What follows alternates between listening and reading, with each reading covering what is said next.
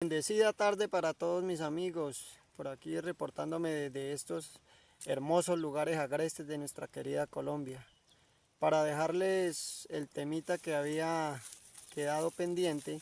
Les dije que les iba a enseñar sobre el diezmo, un tema muy polémico en las diferentes iglesias cristianas, religiosas, sobre si se debe dar diezmo, no se debe dar, es de la ley, es de la gracia.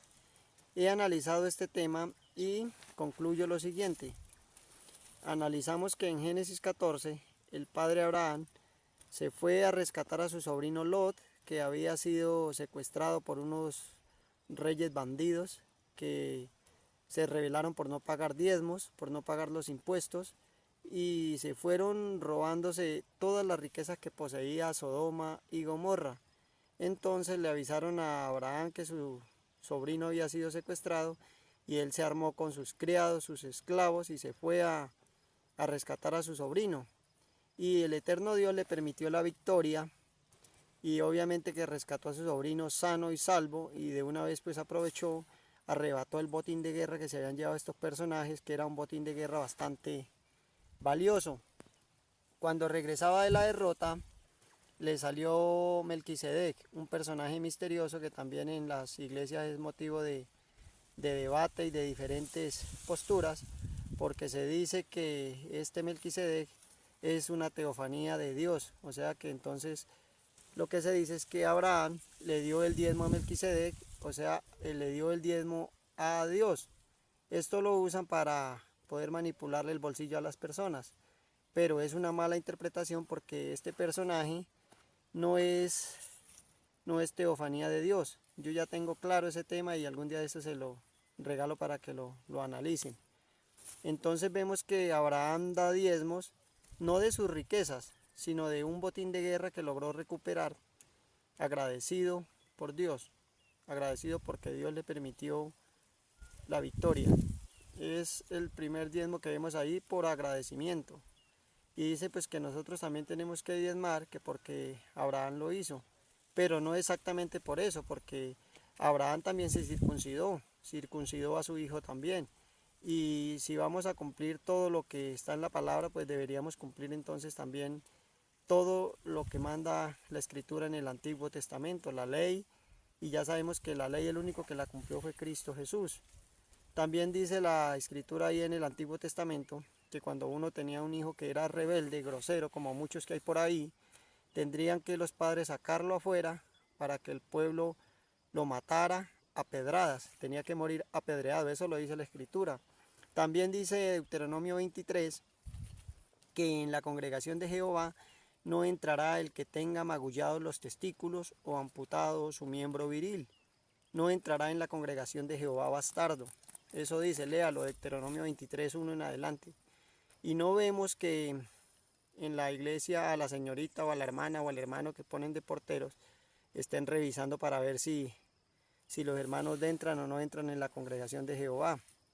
Entonces lo que analizo es que la ley es un bloque y como lo dice la escritura, si fallas en un solo punto, te haces culpable de todos los demás puntos en la ley. Y si por la ley nos vamos a justificar, pues dice el apóstol Santiago, que de la gracia nos habemos caído, los que por la ley nos queremos justificar, por la gracia habemos caído. Entonces la ley no es como un supermercado que usted toma esto, deja esto, toma esto, no, eso no es así. No vemos a la iglesia por ningún lado referente al tema que se está hablando.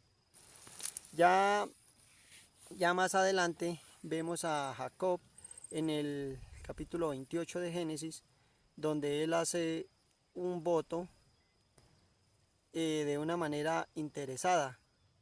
Dice, si Dios me da, de eso le doy. Si Dios me lleva, si Dios me trae, si me da pan para comer y vestido para vestir, Jehová será mi Dios, y de todo lo que me diere, el diezmo apartaré para ti, dice Jacob. Recordemos que este Jacob significa usurpador y es nieto del padre Abraham. Entonces vemos que este personaje hace el voto pero nunca lo cumple, porque no hay pasaje en la escritura donde se mencione que él haya cumplido con lo que prometió. Y ahí manipulan a la gente diciendo, mire, así como Jacob, deben ustedes también, hagan voto con Dios, denle los diezmos a Dios para que Dios los bendiga.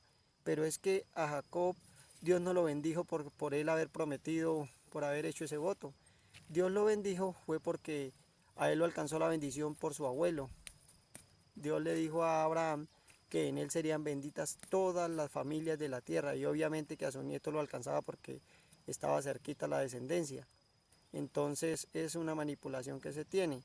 Ya más adelante vemos que el eterno Dios le dijo a Josué que repartiera las tierras, las herencias, y que a la tribu de Leví no le diera herencia, no se le daría tierra, porque ellos iban a ser los encargados de administrar el santuario, el tabernáculo de reunión, las cosas sagradas de Dios. Entonces Dios les dijo, yo voy a ser su herencia, y todas las demás tribus deben de diezmar para el mantenimiento de la casa sacerdotal, que es la tribu de Leví.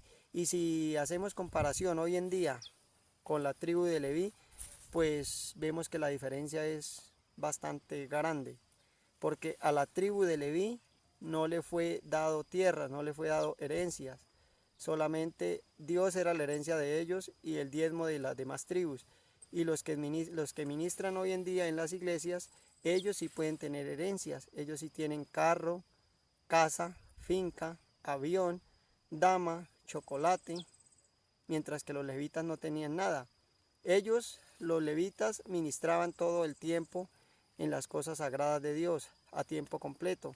Los ministros de hoy en día no, porque ellos están en una cosa, ellos están en otra, y si ellos ministraran todo el tiempo, sería muy bueno, porque tendrían tiempo suficiente para escudriñar la palabra de Dios y para sorprender a los feligreses con una enseñanza bien agreste. Pero eso no lo vemos, porque hoy en día ellos tratan de enseñar al pueblo, pero no entienden ni para ellos mismos ni para su familia, menos para enseñar al pueblo. Por eso hoy en día uno va a un culto, a una enseñanza, y a lo último sale uno más vacío de lo que fue, porque ¿qué entendió? Nada. Simplemente leen la palabra como por una costumbre y salen lejos por allá enseñando que hay que ayudar a lavar la loza, que hay que tender la cama, que hay que barrer, y dice uno, bueno, ¿y para qué leyeron la palabra? No sé. Entonces eso pasa. Ahora, otra manipulación en Malaquías 3:10, ¿robará el hombre a Dios? Pues vosotros me habéis robado. En vuestros diezmos y primicias traed los diezmos y haya alimento en la casa de Dios. Eso dice el versículo, pero eso no es para nosotros. Eso no es para la iglesia que vive bajo la gracia. Eso es para el pueblo de Israel. Más adelante, Malaquías 3, verso 1 en adelante dice, oíd, hijos de Jacob. Ahí nos damos cuenta que este mentiroso no cumplió el voto que prometió. Oíd, hijos de Jacob, porque te has desviado desde los días de vuestros padres, porque toda la nación, dice singular, no dice plural, nación, toda la nación entera me han robado. ¿Quién? La nación de Israel.